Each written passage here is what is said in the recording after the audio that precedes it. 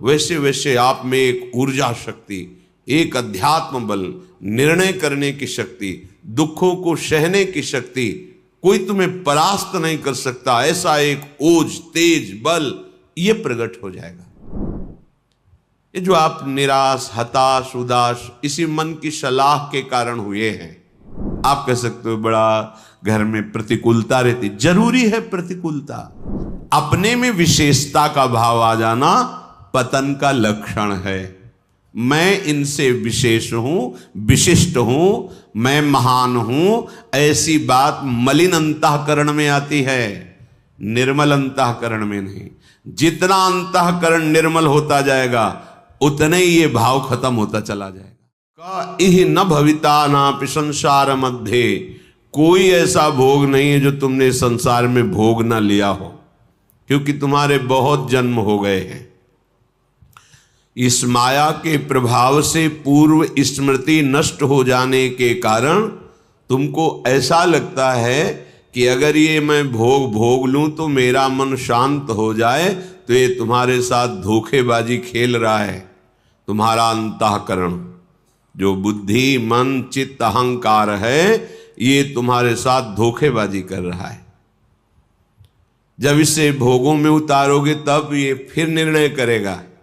अंतःकरण इसमें वो नहीं, इसमें होगा सुख, इसमें नहीं, इसमें होगा, पूरा जीवन बर्बाद कर देगा।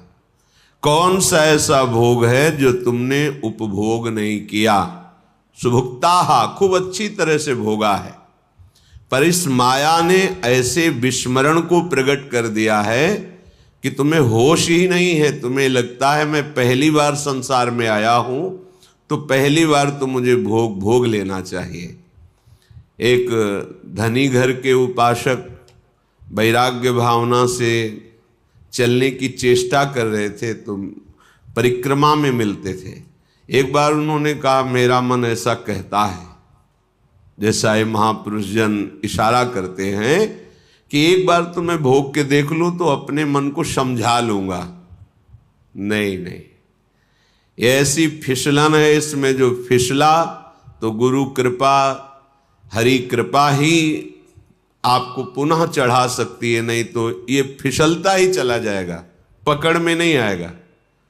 फिर आप ये उत्साह भी खो देंगे कि मुझे परमार्थ में चलना है। देख लेना, ये उत्साह भी खो देंगे।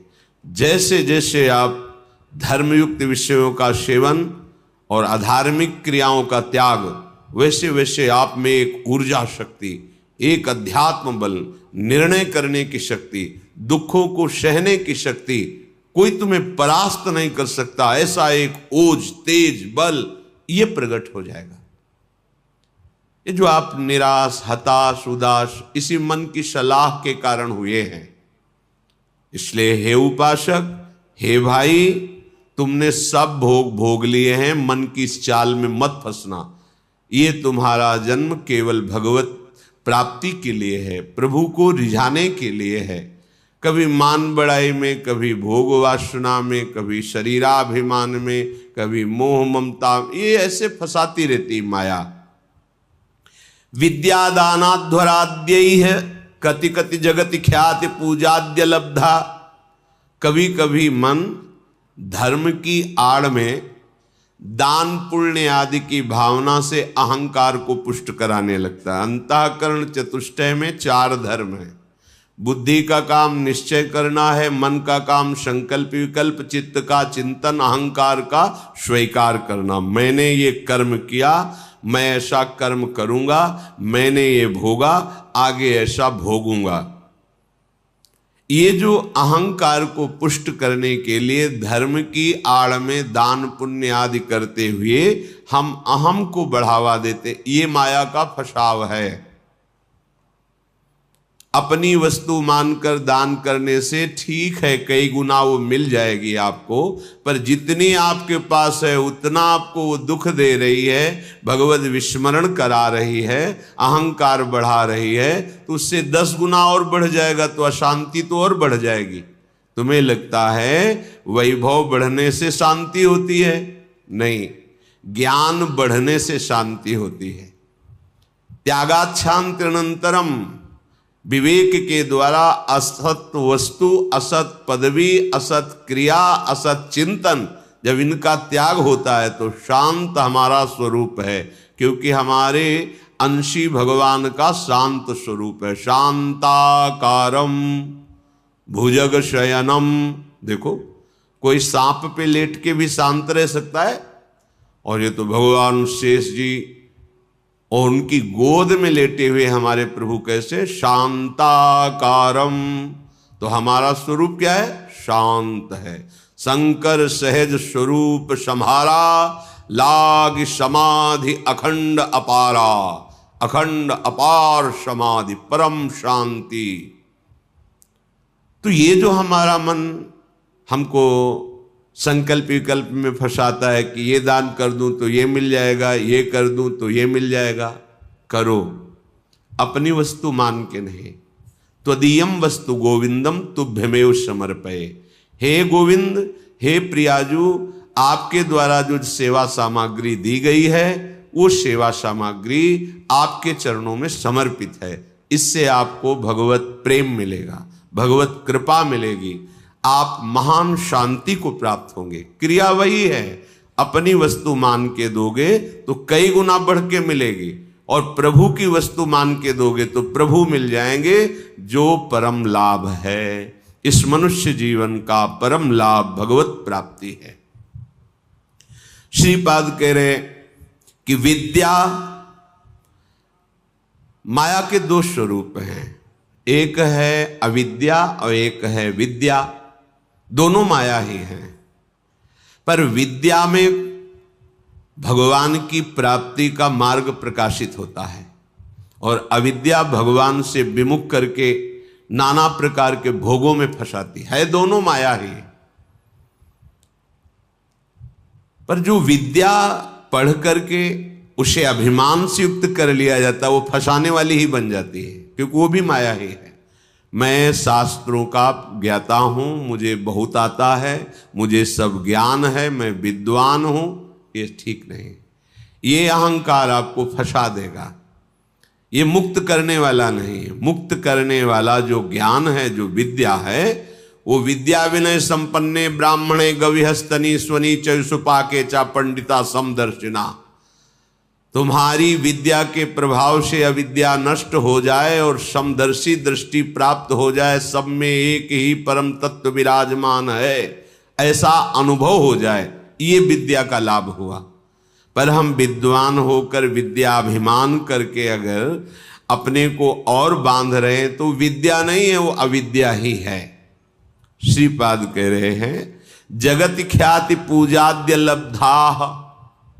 कोई मुझे बहुत अच्छा कहे, बहुत बड़ा दानी है, बहुत भगत है, बहुत सेवक है, आदि आदि, यदि ऐसी सुनने की इच्छा है, आपको ऐसी ख्याति पाने की इच्छा है, तो ये भी माया का जाल है, जो आपको आवागमन में बांध करके कष्ट देगा। विश्वास कीजिए महापुरुषों के वचनों पर।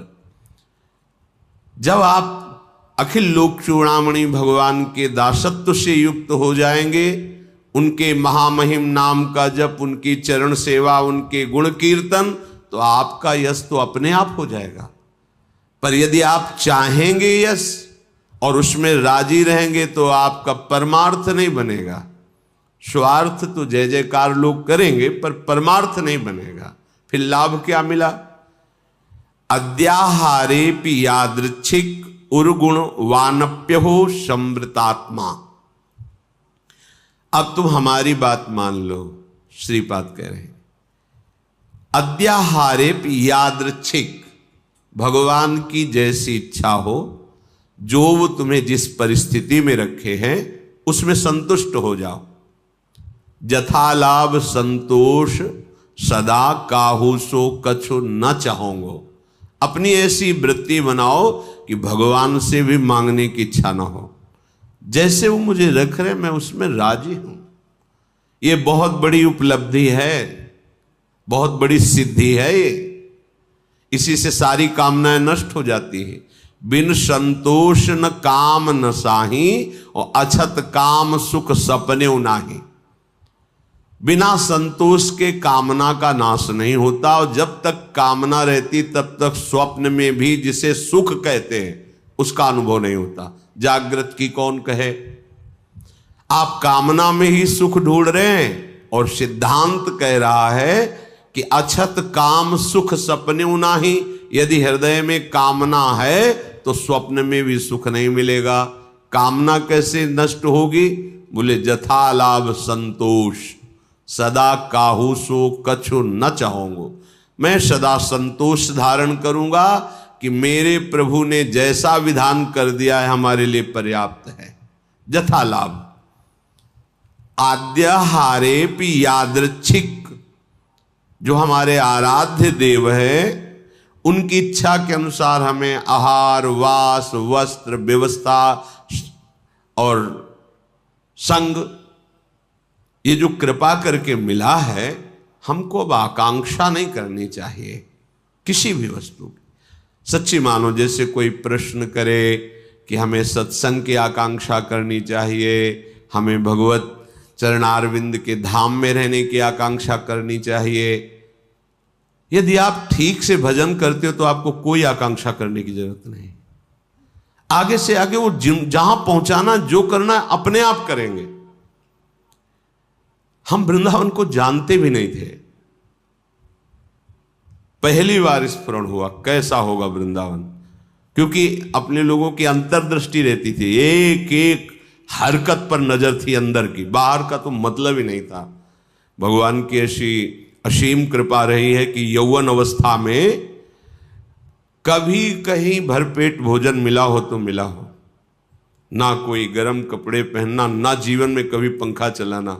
ये ऐसी दुनिया का प्रपंच तो बहुत दूरी बात है, कभी पंखा के नीचे सोए हो ऐसा अनुभव नहीं वृंदावन के सिवा।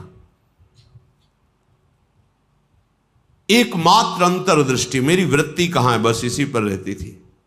कहां है मेरी वृत्ति, बस हर तरह से इस मन को देखा है। जैसे लोग कहते हैं ना, मामू को मार्ग में पीएचडी किए हैं, तो साधक, उपासक, साधु महात्मा केवल मन पर दृष्टि रखते हैं। सारी पढ़ाई मन की है, इसमें और कोई बाहरी बातें नहीं है। इसमें परम सिद्धि का जो लाभ होता है वो केवल मन पर दृष्टि रखी जाती है। उसी को दृष्टि में रख करके सृष्टि से बचा के और भगवान के चिंतन में लगाना, बस एक लगन लगी हुई, कैसे ब्रह्म साक्षात्कार हो, कैसे वहां कोई ये गुंजाइश नहीं थी। भोग सामग्री, भोग वार्ता, भोग दृश्य, घाटों में कहां गुंजाइश। दोपहर की तपती धूप में पंडों की छतुरी के नीचे, और रात्रि में वही घाटों में थोड़ी देर भिक्षुकों के बीच में बैठ जाना, जो मिला मिला, नहीं तो हर हर महादेव, शांत एकदम।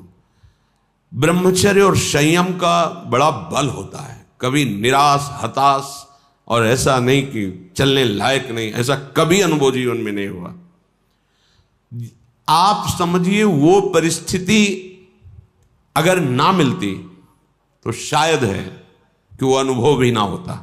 जो अनुभव, एक जो निश्चिंतता, निर्भयता, एक ठसक, हर समय नवीन उत्साह, वो भगवान ने जैसी परिस्थिति चयन की थी उसी में राजी होने से हो गया। एक बार इतने भूख से व्याकुल हुए तो दो संत आए काशी के, और ऐसा कहाँ रहते हो? घाटों में रहते। भोजन जो महादेव जी दे देते। या घाटों में कौन देता है? अन्नपूर्णा। कभी सतुआ, इतना जैसे भिखारियों को लोग बांटते हैं, 2-4 किलो सतुआ लिया, 50 बैठे हैं, ऐसे ऐसे डाल दी। तो कमंडल का ढक्कन होता था, ऐसे रखा, कोई 1 पीस बर्फी रख दी ऐसे, बोले आओ चलो आज तुम्हें भोजन पवाते हैं। देखो मन की बात प्रभु ने सुन ली, लेकिन हंसी की बात, ले गए कमरे में बैठाला और 2 घंटे बाद आए। रात हो गई थी, शाम के बैठते थे जाके, और आए, बोले हमारे यहाँ तो प्याज लहसुन बनता है, आप खाते हैं? नहीं, ये तो नहीं बन। अच्छा महादेव। हाँ, निकले, खूब हंसे कि ए मन, देखा तेरी चालबाजी नहीं चली, नहीं चली। नियम लिया था कहीं नहीं जाएंगे, पर इतनी व्यवस्था हम अपनी तरफ से ले गए और कहा देखा तुम्हें उत्तर दिया महादेव, चल आज के बाद कोई बुलाए भी तो नहीं जाला है। जथा लाभ संतोष सदा काहू, ये बहुत बड़ी उपलब्धि का मार्ग है। चाहे गृहस्थ हो चाहे विरक्त हो, जैसी परिस्थिति प्रभु ने दी है, सच्ची मानिए तुम्हारे कल्याण के लिए वैसी परिस्थिति आवश्यक है। आप कह सकते हो बड़ा घर में प्रतिकूलता रहती, जरूरी है प्रतिकूलता। भगवत प्राप्ति के लिए जो तुम्हें प्रतिकूलता मिली जरूरी है, बड़े बड़े सिद्ध भक्तों को मिली है। आप तो अभी भक्ति के मार्ग में कदम रखना चाहते हैं, और जो भक्ति के सुभट हैं उनके साथ भारी से भारी प्रतिकूलता हुई। हम प्रतिकूलता का निरादर न करें, वो भगवत कृपा है जो मुझे दलदल से निकाल रही है। सबका स्वरूप सामने आ रहा है। रहीमन विपदा हो भली जो थोड़े दिन होए, हित अनहित या जगत में जान परे सब कोई। तो अद्याहारेपि यादृच्छिक उर्गुण वा नप्य हो समृतात्मा।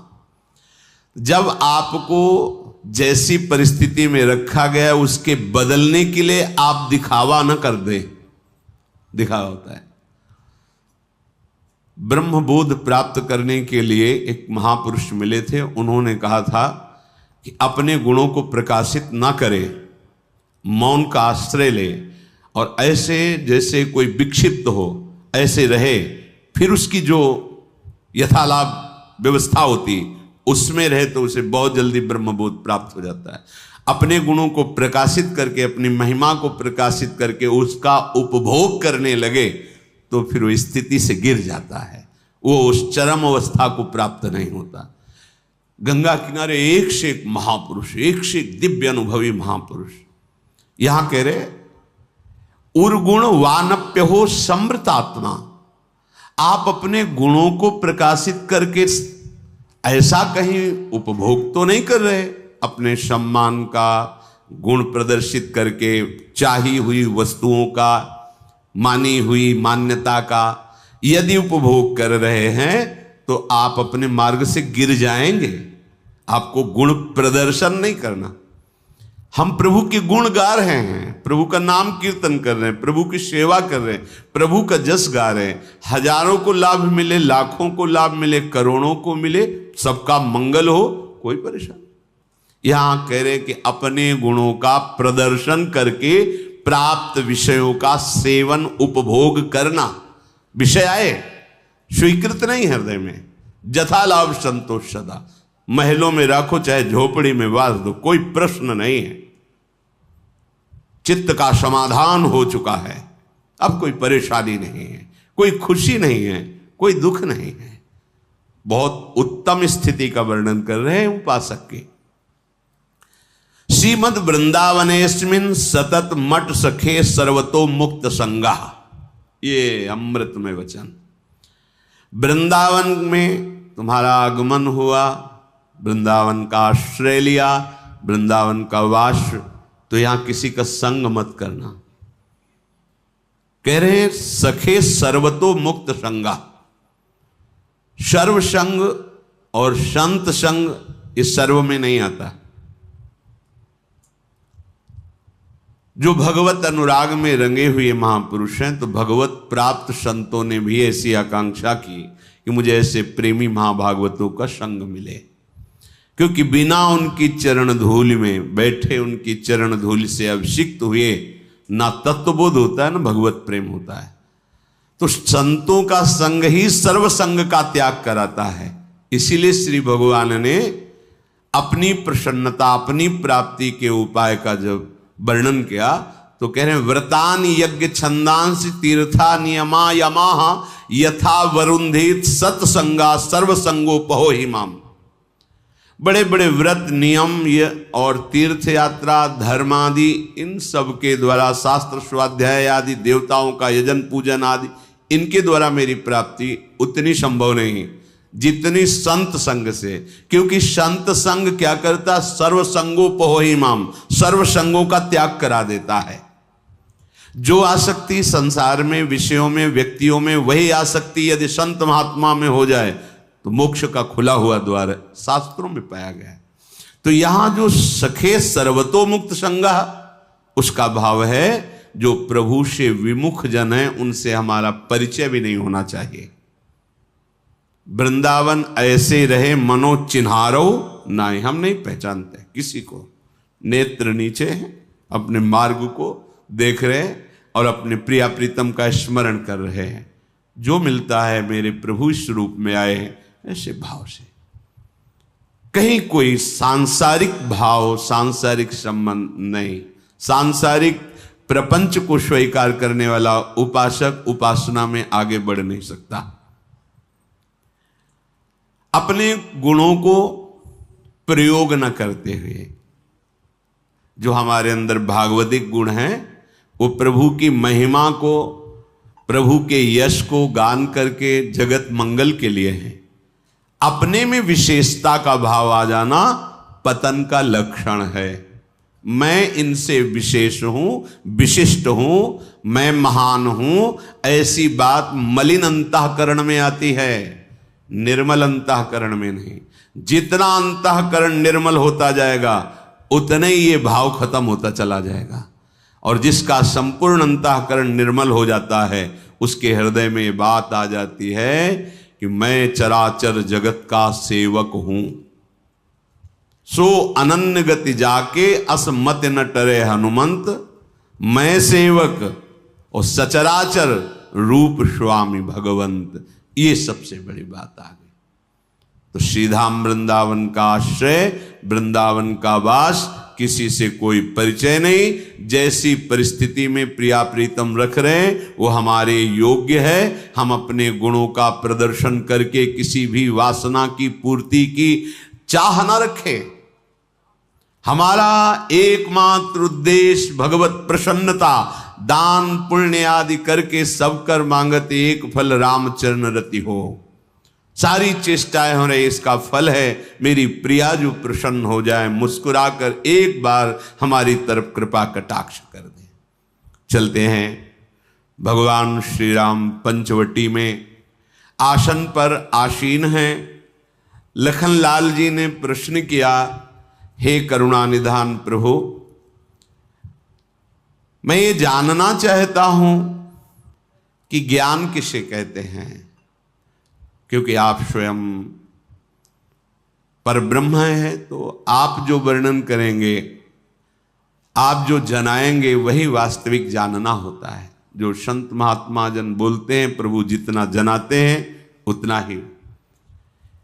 हे नाथ, वैराग्य किसे कहते हैं, माया किसे कहते हैं, भगत किसे कहते हैं, भक्ति, ईश्वर और जीव का भेद क्या है, आपके चरणों की वो अविरल भक्ति क्या है जिससे शोक मोह भ्रम जन्म मृत्यु दुख ये सब नष्ट हो जाता है, उस भक्ति का स्वरूप क्या है। भगवान श्री राम ने कहा, हे लखन, हम कम शब्दों में वर्णन करते हैं, ध्यान पूर्वक सुनो। थोरे ही महा सब कहूं बुझाई, सुनहु तात मति मन चित लाई। मैं अरु मोर तोर तै माया, जेहि बस कीन्हे जीव निकाया। गो गोचर जहां लगी मन जाई, सो सब माया जाने हूँ भाई। तेहि कर भेद सुनहु तुम सो, विद्या अपर अविद्या दो। एक दुष्ट अतिशय दुख रूपा, जा बस जीव पराभव कूपा। एक रचई जग गुण बस जाके, प्रभु प्रेरित नहीं निज बलता के। हे लखनलाल, थोड़े में ही समझाकर कह रहा हूं, तुम मन चित्त और बुद्धि लगाकर सुनो। मैं और मेरा, तू और तेरा, ये माया का लक्षण है। देख लो, मैं, मेरा, तू, तेरा, ये माया का लक्षण है। ये अंदर जहां वृत्ति हो तो माया की वृत्ति है। ये मेरा, ये तेरा, ये मैं, ये तू, मैं, तू, मेरा, तेरा, ये माया की प्रधान वृत्ति है जो हृदय में ही बैठी हुई है। देख लो, इसी ने समस्त जीवों को माया में बांध रखा है।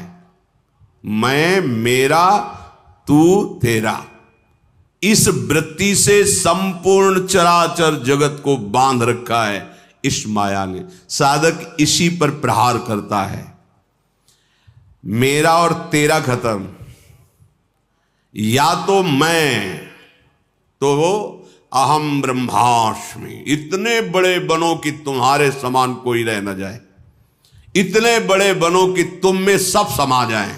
अब बचा केवल मैं, वो शुद्ध मैं श्री कृष्ण है, जिसे अहम ब्रह्मास्मि, मैं ब्रह्म हूं। ये ज्ञान मार्ग और भक्ति, केवल तू ही तू, जिधर देखता हूं तू ही तू, बस खत्म। जहां मैं तू वहां माया, जहां केवल मैं, तू है ही नहीं, वो ज्ञान। और जहां मैं खो गया, केवल तू ही तू, वो भक्ति। और जहां मैं और तू वहां माया। इंद्रियों के विषयों को लेकर के मन जहां तक दौड़कर जाता है, 5 ज्ञानेंद्रियों के साथ मन विचरण करता है। मना कष्टान इंद्रियाणी प्रकृति स्थानी कर सती, वो सब माया में ही विचरण करता है। इस माया के 2 विभाग हैं, एक विद्या और दूसरी अविद्या।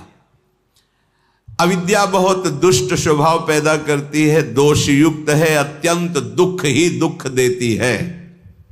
जिसके वश होकर जीव इस भवकूप में, संसार कुएं में गिरता है, बार बार जन्म, बार बार मरण होता है। और विद्या भी माया ही है। ये जगत की रचना करती है, प्रभु से प्रेरित है। इस विद्या में अपना बल नहीं है, भगवान का बल है। इस विद्या का आश्रय लेकर के अविद्या रूपी कांटा निकाल के फेंक देना। विद्या ना अविद्या, जो बचा वो ब्रह्म स्वरूप। जैसे एक कांटे से दूसरा कांटा निकाला, ऐसे माया के 2 विभाग हैं, एक विद्या, एक अविद्या। विद्या कहां से प्रारंभ होती? ब्रह्म सत्यम जगन मिथ्या, उमा कहूं मैं अनुभव अपना, सत हरि भजन जगत सब सपना, ये सब झूठा झूठा झूठा। काटते चले गए और जब सत्य में स्थित हुए तो सर्वम खलमिदम ब्रह्म, वो कांटा भी फेंक दिया विद्या वाला। अब क्या निकला? केवल ब्रह्म। सर्वम खलमिदम ब्रह्म ने नानास्ति किंचन। श्री राम में शब्द चिद चिद लक्षणम सर्वम राधा कृष्णमयम जगत। खत्म। विद्या विद्या दोनों का कार्य खत्म।